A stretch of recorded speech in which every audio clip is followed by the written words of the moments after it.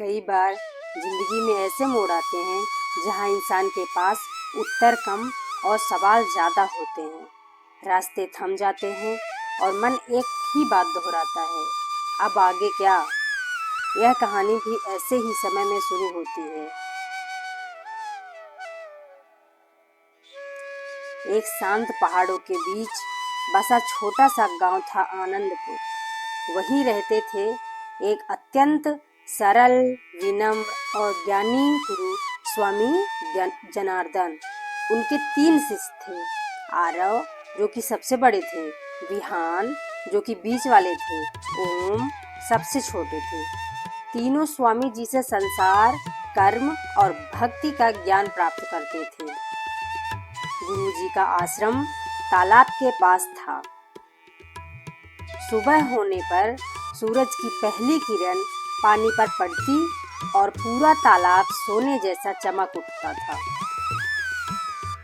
गुरुजी रोज उस तालाब के किनारे टहलते और प्रकृति को निहारते। एक सुबह स्वामी जनार्दन ने देखा एक बगुला तालाब के किनारे छुपकर एक छोटी मछली पर झपट्टा मार रहा था। गुरुजी के अंदर दया का भाव जागा। वो तुरंत आगे बढ़े और हाथ हिलाकर बोले, उड़ जा, इस मासूम जीव को मत खा। बगुला उड़ गया, मछली बच गई। गुरुजी के चेहरे पर संतोष था। उन्हें लगा उन्होंने एक जीवन को बचाया। कुछ वर्ष बीते। एक दिन स्वामी जनार्दन परम धाम को चले गए। जब उनकी आत्मा देह से मुक्त हुई तो उन्हें वैसा फल नहीं मिला जैसा उन्होंने सोचा था। उन्हें नरक लोक में भेज दिया गया। वहां से उनका दर्द भरा संदेश आया।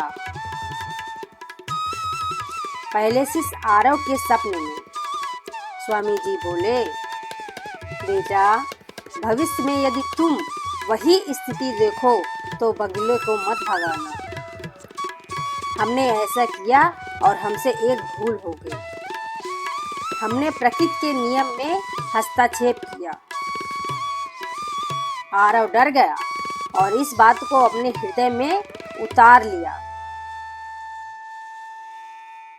कुछ महीने बाद सुबह सुबह वही दृश्य फिर दोहराया गया। बगुला वही तालाब और एक डरी हुई मछली। आरव को अपने गुरु के शब्द याद आए, बगुला मत भगाना। उसने बगुले को नहीं रोका। बगुला खेल खेल में मछली को चोंच मारता रहा, लेकिन उस दिन उसका पेट पहले ही भरा था। वह सिर्फ खेल रहा था। मछली धीरे धीरे दर्द में मर गई। कुछ महीनों बाद आरव की मृत्यु हुई और उसके साथ भी वही हुआ। उसे भी दंड मिला। अब मामला और उलझ गया। तीसरे शिष्य की उलझन। अब बारी थी तीसरे शिष्य ओम की। किस्मत ने तीसरी बार वही दृश्य उसके सामने रख दिया। उसके मन में 2 आवाजें थी, गुरु की मत भगाना, शिष्य की आत्मा की भगा देना। ओम के हाथ कांप गए, दिल डगमगा गया। उसने आसमान की ओर देखा और धीरे से कहा, प्रभु, मैं निर्णय लेने योग्य नहीं हूँ। मुझे नहीं पता सही क्या है, गलत क्या है। बगुला सही है या मछली? फिर उसने हाथ जोड़ दिए, आप जहाँ हैं वही सत्य है। आप बगुले में भी हो और मछली में भी। मैं अब कुछ भी अपने विचार से नहीं करूँगा। मैं बस आपको याद करूँगा। उसने आंखें बंद की और मन ही मन प्रेम मंत्र जपने लगा। आवाज धीमी थी लेकिन भाव साफ थे। मैं नहीं जानता सही क्या है, लेकिन मैं जानता हूँ कि आप हो। बस मेरे भीतर रहिए। बगुला उड़ गया, मछली भी तैर कर दूर चली गई और ओम वहीं शांत बैठा प्रभु का नाम जपता रहा। कुछ समय बाद ओम भी इस संसार से विदा हो गया, लेकिन वहां उसके गुरु और पहले शिष्य को दुख मिला। उसे मिला ईश्वरीय लोक, शांति और मोक्ष। देवताओं ने भगवान से पूछा, प्रभु ये तीनों समान थे, गुरु पूर्ण थे, शिष्यों में भक्ति थी, फिर फल इतना अलग क्यों? भगवान मुस्कुराए और बोले, पहले ने दया दिखाई परंतु अहंकार से। उसे लगा वह किसी को बचा रहा है, पर जिसने मछली को बचाया उसने बगुले को भूखा रहने दिया। दूसरी ने डर में काम किया, उसका निर्णय प्रेम से नहीं बल्कि भय और आदेश से हुआ। लेकिन तीसरे ने छोड़ दिया, समर्पण कर दिया,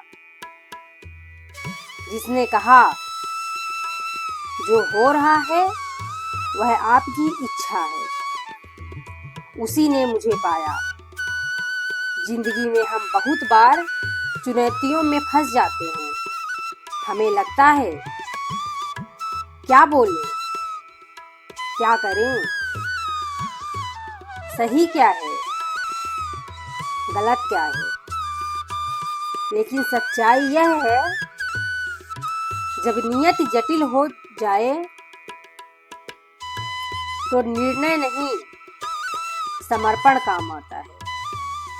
अगर जीवन भारी लगे, रास्ते अस्पष्ट हो जाएं, समझ ना आए क्या सही है, तो बस इतना कहिए, प्रभु मुझे कुछ नहीं पता, सब आप पर छोड़ दिया। क्योंकि जाहि विध राखे राम ताहि विध रहिए। जो वो करते हैं हमारे भले के लिए करते हैं। आशा करती हूँ आपको ये वीडियो पसंद आई होगी। अगर पसंद आई हो तो प्लीज़ चैनल को लाइक एंड सब्सक्राइब करिए और कमेंट में लिखिए जय श्री राम। आपका दिन शुभ रहे।